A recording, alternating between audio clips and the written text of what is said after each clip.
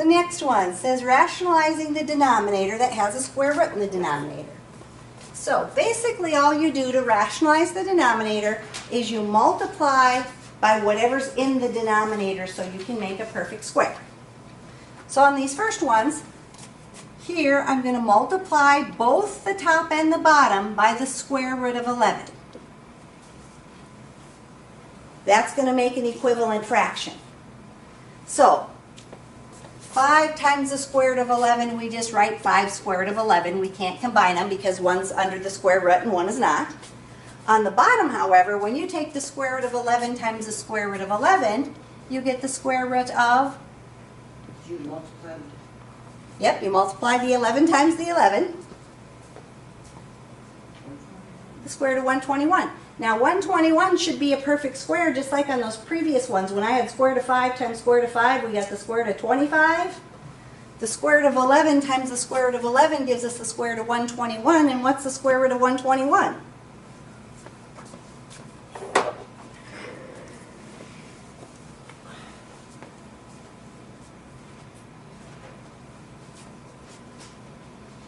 Geez, I had one of those papers, you know.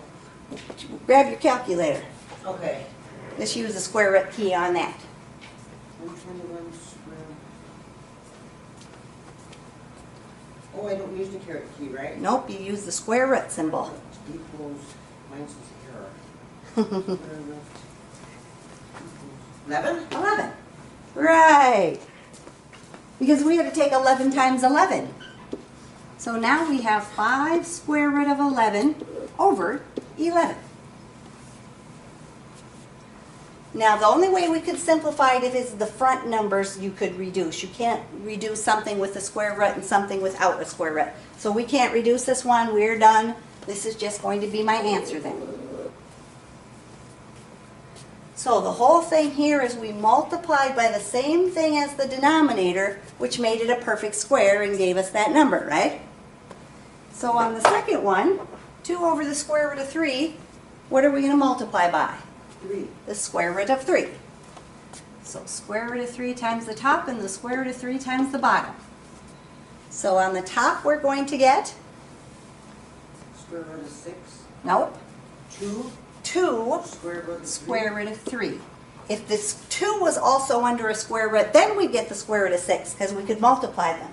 But since they're not both under square roots, we can't put them together. We just write it as 2 square root of 3. On the bottom, we're going to get Square root of 9. square root of 9, which should be a perfect square, and the square root of 9 is just 3. So we're going to have 2 square root of 3 over 3, and that's going to be my answer because, again, I can't simplify the 2/3.